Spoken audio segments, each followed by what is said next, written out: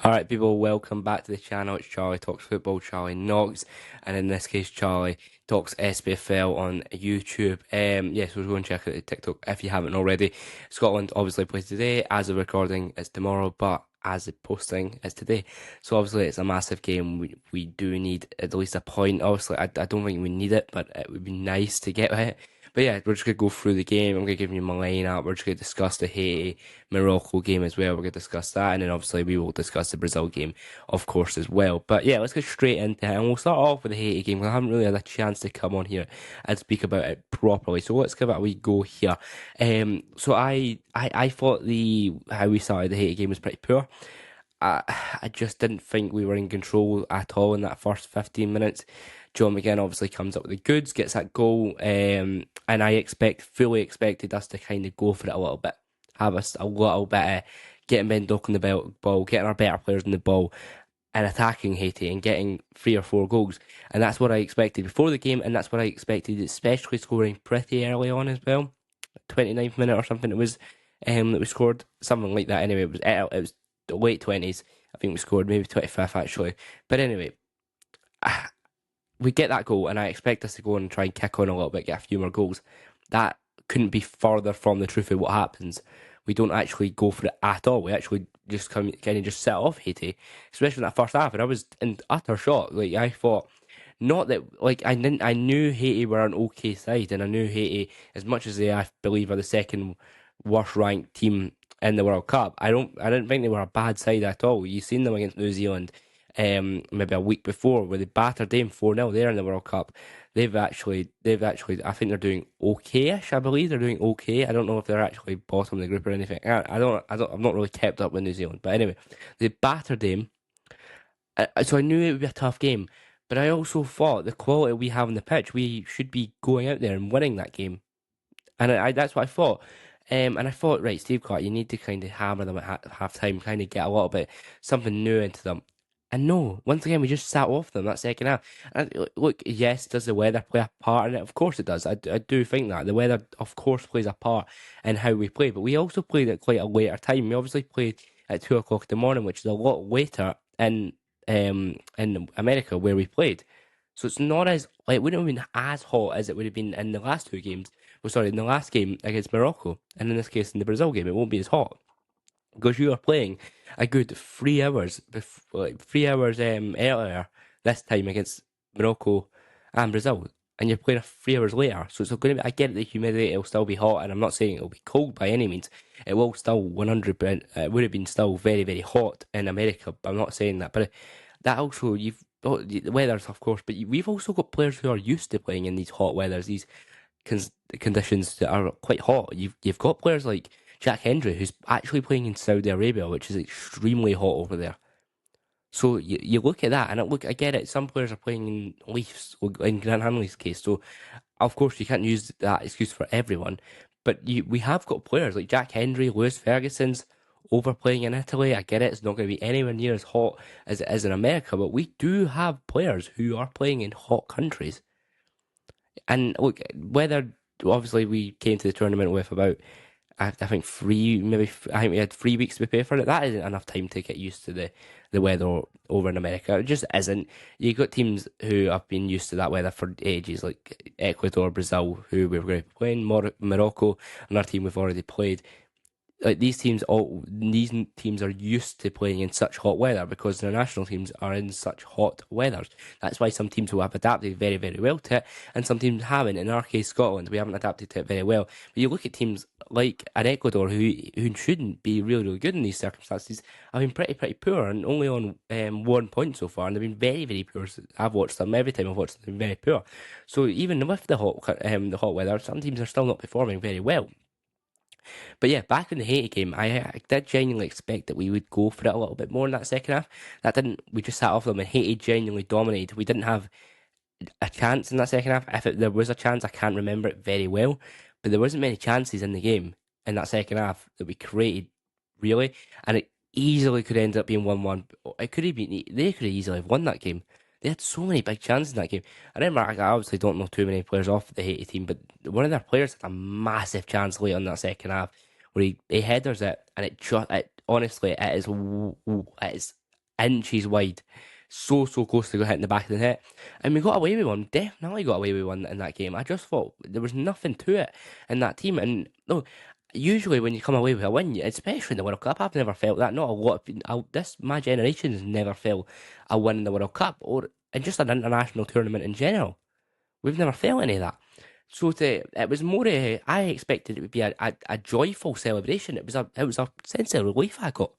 I never got any of this kind of joyful. Yes, of course I celebrated and stuff like that, but I was honestly just knackered from the amount of like grief the game was. I just honestly, I was knackered because I was so stressed out the whole game.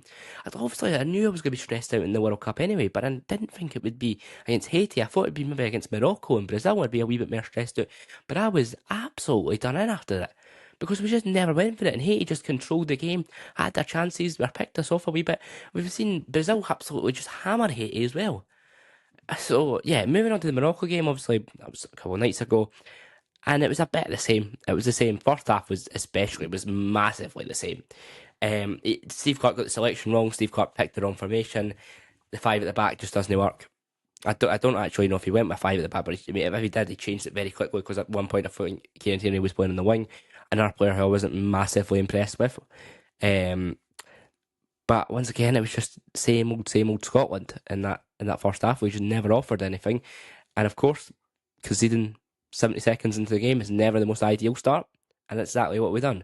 I think anyone who's been around football at a decent level knows keep the game tight for the first 15-20 minutes, and then you can maybe have a few attacks, especially when you're playing the side of like a Morocco as well, who are an incredibly good side as well, an incredibly talented side with so many good players playing at the high level.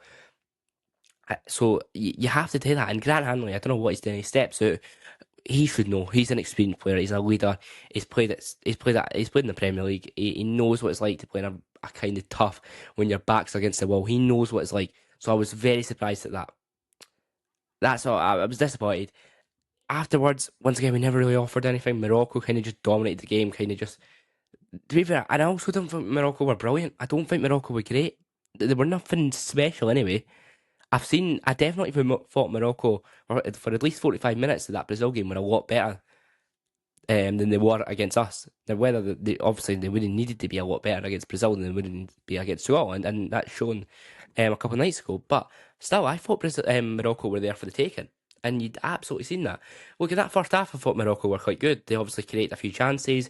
I actually thought Angus Gunn was quite good. I thought he made some good saves and stuff like that. Once again, another player I thought was really impressive was Jack Hendry. I thought he's been really impressive for 2 games now, especially when our defence has been slightly shaky as well, you'd have to imagine. So I thought he's been quite good in these first 2 games. So I was impressed with how he played against Morocco. But once again, we never really offered anything in that first half. We had John McGinn had a big chance near the end when the ball comes across, might be from Andy Robertson, and he has a chance. It just kind of comes off wrong. He kind of slices it, and it goes over the bar. But except that, nothing much. Really nothing much. It was a very poor half. It was the same as Haiti against a better side. So no wonder we went in behind 1-0. But to be fair, I said this at the time. I don't think that was the worst result to go on to half time with 1-0. We expected to be. Well, I expected to have the backs against the wall for a lot of the game, and we obviously had that. And then the second half comes out, and I thought it was a lot better. I do. Even without Ben Doak immediately coming on, I thought it was a lot better. I do. I thought we were a wee bit more on the front foot. I actually would say we maybe even dominated the game at times in that first half. So that just shows how decent we were. I wouldn't say we were overly great, but I would say we were decent in that first half. I thought we offered a lot more than we did in the second half. We were a lot more better than we were in the first half. We offered a lot more. We went for it a little bit more as well, which is always the better kind of thing, the thing you want to see from your national team. So that was definitely positive. But you see what happened when Ben Doak came on. He absolutely changed the game completely, and I think Moroccan players and fans kind of just realised, took a wee backward step and went, oh, he is a player. They seen that straight away because he came on and just went at them. And it's exactly what we were missing in that game as well. We were missing someone who was having a little bit of drive towards the Moroccan goal, and we got that with Ben Doak, and it just shows how crucial he is to the team. And that's what I was talking about in the selection. It just shown how badly Steve Clark got it. without starting with not starting him, because you see him when he comes on, he changes the game completely. It looks like the best player in the park, and he was the best player in the park in my opinion. And I'm going to come on to Steve Clarke now as well, because as much as I do think Steve Clarke definitely deserves a lot of criticism for the first two games, um, it's not all on him. I'll say it now, it's not all on him. The players have, for now, 2 tournaments in a row, coming up to 3. Hopefully it changes, but right now, 2 tournaments in a row have not turned up, especially the big players. Especially your big players. Now, I'm not just going to go out for players like McGinn and McTominay because I like them, but I love them both because they've done so much for the national teams. But McGinn and McTominay, I've said it themselves, they haven't been where they've exactly wanted to be in national tournaments. So this is a chance to overturn that. I do think, as much as McGinn got a lot of criticism in that first game against Haiti, which I didn't think he was great. I think he lost the ball a few times as well. I do think he was a lot better against Morocco. I should have definitely had a penalty in my eyes. Massive, horrendous decision. Just gave me the vibes Hungary all over again in Euro 2024. Just gave me that vibes all over again. But I thought he was improved. Not the McGinn that we know and love, but still John McGinn. Still John McGinn. Still the variation of John McGinn. And so I thought he was a lot better. Still, as I was saying, not his peak level, but hopefully we see that, and we need to see that against Brazil. And I'm coming to McTominay. I just don't think he has been at the level we know as well. I just think at times he's been slightly greedy on the ball. I thought there was a few opportunities against Morocco where he could have just squared it instead of shooting. Ben Doak had a really good chance where he was the man for it. McTominay gets himself in the way, tries the bicycle kick it. Look, there's a time and a place for a bicycle kick, but when another player is in a better position for it, it just doesn't make a lot of sense in my opinion. And then there's another chance where Lyndon Dykes had a free header. Yes, okay, he squanders it, but McTominay pushes him in the back. It was really weird. He pushes him in the back. He obviously knows he's there, but it didn't make a lot of sense. And Lyndon Dykes got up and was like, "Who? Ref, someone pushed me." And he was like, "McTominay did it." So I'm not blaming McTominay for and John McGinn for the first two games. But I'm just saying, I think that they two need to. I think more so McTominay now than McGinn, because I thought McGinn was a lot better against Morocco. But they both definitely need to get better in the game against Brazil, and it's a good chance for them to do it because it's a big game as well. But we are in a good position going into this. We are on 3 points going into this team game, and in the best third place teams, we are second at the moment according to football, but we are.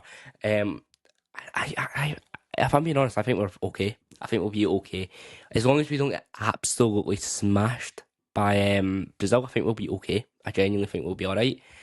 But yeah, I'll come on to the third place teams in a little bit. But I'm going to talk about the Brazil game because that's what everyone wants to hear. As I was saying, I don't think we'll need a point. I would like a point, and my reason for why I'd like a point, I think what be sitting about for a couple of days later and then finding out we've qualified. I want to see Scotland qualified, fans are celebrating that night. And in my case, I don't want to be sitting in my bed at 4 o'clock in the morning and watching Bosnia versus someone else. Bosnia lose, they're out, we're confirmed at 4 o'clock in the morning. Nobody wants to do that because I'll just be falling asleep. You want the game to be finished against Brazil, 1 o'clock in the morning. Go and have a wee party. Have a party. Whether you've got work the next day, nobody will be arsed about that. Whether you've got school the next day, nobody will be bothered about that. They'll be bothered about this. They'll be bothered about Brazil getting a point, Scotland getting a point against Brazil. That's what they'll be bothered about. So that's one of my reasons. But obviously, you just want that because it'll guarantee us. Basically, I think it will guarantee us through to the next round. So that's why you want it. But onto the Brazil game anyway. I don't like to celebrate injuries, but they are missing a massive player and probably one of the best football players in the world. Rafinha, they are missing him. Fabrizio Romano confirmed that a couple of days ago. So that's a positive. Obviously, I don't want to celebrate injuries, and that's not what I'm doing. But undoubtedly, he is one of their best players and one of the best players in the world. So them not having him is a positive for Scotland. Now, yes, have they still got a lot of quality on that pitch? Vinicius Junior, yes, they've still got so many good players that could definitely hurt Scotland. But that's a positive in some way because they're replacing him with a player that would get into that Scotland team, no doubt. But still, a positive to take. As I said, they've got so many players that can arse in that midfield. They've got players that see out games. They've got players at all kinds of different positions that can hurt Scotland. But I do not think it's Brazil a couple of years in a row. And I think I said this at the time and I'll say it again. If Scotland are going to get a point against anyone, it wasn't going to be Morocco. It was going to be against Brazil. Now that might sound crazy, but if we are going to get a point, it will be against. Well, obviously it has to be now. But I said this at the start of the tournament. I think we can get a point against Brazil, and I stand by that opinion. I think we can get that. I think Brazil are not the same team a couple of years ago, and I think Neymar, who is reportedly meant to be starting that game up front, is not the Neymar a couple of years ago. I made a video on TikTok saying that Rafinha had been obviously ruled out of the game. And a lot of people were saying, but they're replacing him with Neymar, so it's not really much a difference. Massive difference. Rafinha is right now 10 times the player that Neymar is, and it's not a debate in my opinion. Rafinha is obviously one of the best football players in the world, next to Neymar, who's playing in the Brazilian league. No offense to the Brazilian league, but it's nowhere near to playing in the Champions League, playing in the top level, winning the Liga and stuff like that. Neymar's nowhere near the level that he was a couple of years ago. And of course he isn't. He's got a lot older now. He's had injuries. He's had his struggles, so he's not going to be there. But that's what I mean. It's just a lot more a positive light having someone like Neymar. Still can definitely hurt Scotland. I'm not saying that, but it's definitely nowhere near that Brazil squad that I would be sitting there feeding that are going to win the World Cup. This Brazil team, I do not think will win the World Cup at all. I don't. I think they'll maybe get knocked out in the quarterfinals, semi-finals, but they'll still do well. I do still think they'll do okay, but I don't think they'll win it. I wouldn't put money on them winning it. But yeah, we have to kind of. I think the game plan has to be different to the Morocco game. I think we actually have to go out there and try and hurt Brazil early on. If you can get someone like a Ben Doak on the ball early doors and try and just run at the defence, I just think you need to try and hurt them early doors. Either that or you're just defensively sound for the whole game. But I do think Brazil have got the attackers that can just, they've got the midfielders that can just kind of play balls in behind. And if we go with Grant Hanley, I'm not confident as well. I would have McKenna back in, but I'll come onto the lineup in a little bit. But that's what I mean. I just think we need to go and attack them. I think the game plan has to be completely different to what we've just seen. The game plan definitely has to be different. It can't be anywhere near the same, in my opinion. We need to change something up. We need to change a few things up. We need to change that lineup up. The five at the back just doesn't work. We've seen that now. It won't work. It's not going to work against Brazil. It didn't work against any team that I've seen watching a wee while. It can't work. We have to go back to a four at the back, which I do think Steve Clarke will do. But the Brazil game's huge. As I said, they've got players that are so dangerous. We've got to be on our absolute A game to put it. Like literally, we've got to be on our A game, because one little mistake, one little foul near the box, and they are going to send their best players up that park to get on the end of the ball. They're going to get any kind of players like Martinelli, as much as he's not an unbelievably brilliant player, I don't think, but he's still a player who can hurt teams. Like, that's what I mean. All over the park, they've got players who can hurt us, which is just an absolute scary thing, as I kept recurring to. But yeah, moving now on, because I'm obviously done with the Brazil game, not really got much else to add. I will talk about the third place and what our chances are now. So we are now sitting on 3 points. We are second in the table in that case. Obviously, only 8 teams get through out of the 12 teams that finish third. Sweden are ahead of us. I think if we finish top, we will get Germany, which I absolutely do not want. As much as it would be back in Boston, it would be nice to see the Boston fans absolutely love us again. I don't want to be playing Germany, in my opinion. That Germany's it's just not anywhere where I want to be playing. I do think if you finish second, you might get, or some. Right now we're odds on to get Mexico. So if you finish second, I think we get Mexico. I would take that. Look, the World Cup's not easy. You're not going to get easy games. But looking at that, that's a lot easier than Germany. Now, Mexico are still a good side. I've actually watched them twice now. They've been very, very good in their both 2 games. And they'll still be a really, really tough team to beat. But would fancy our chances in that game. I do think we would play in a different way how we have played into the 2 group games. But once again, we'll still be an incredibly tough game. Now, Algeria are behind us on 3 points as well, but we've obviously got two better goal difference than them. And then also Paraguay are the same. I do think that Ecuador are out. I think they're on 1 point going into the Germany game. I think they'll be out. I don't think Bosnia will do anything. And I think Panama will be out as well. Senegal maybe have a chance, but they have just they've just drew in our game, or did they lose actually? I don't know if they actually drew. I can't see it because they're battery in here. They lost their game against I can't remember, Paraguay or something. I don't know. They lost someone else, but that's mad. I don't know. I think we've just got to kind of play our game, win the games that are in front of us, and hope for the best. But I do think we'll be all right. I think 3 points might be enough anyway. I think some teams, I think Czechia are poor, they'll go out. I think DR Congo have got a very good chance of going out as well. I think Cape Verde might be all right, but Belgium are quite poor as well. They've just drawn another game as well. Look, there's still a lot to decide. I'll obviously talk about this game after the game happens. well, as the recording tomorrow, but the game is obviously when this video has been posted today. But yeah, I hope you all enjoyed the video. Got a new mic as well, which I actually think is quite good. I like the sound of it. But yeah, people, get your score predictions down below in the comments. And if you haven't already subscribed to the YouTube channel, I'm trying to get this followers up and up. And if you haven't seen the TikTok channel, go and check it out at Charlie Talks Football Zero on TikTok, and I have an Instagram which is exactly the same. I think Charlie Talks SVL actually on Instagram. But go and check out all the links to the YouTube channel, all the links to the channels that I have. But yeah, much appreciated if you could like, subscribe, do all the stuff you love to do. But yeah, let me know your score predictions mostly. But yeah, Scotland fans, as always, see it.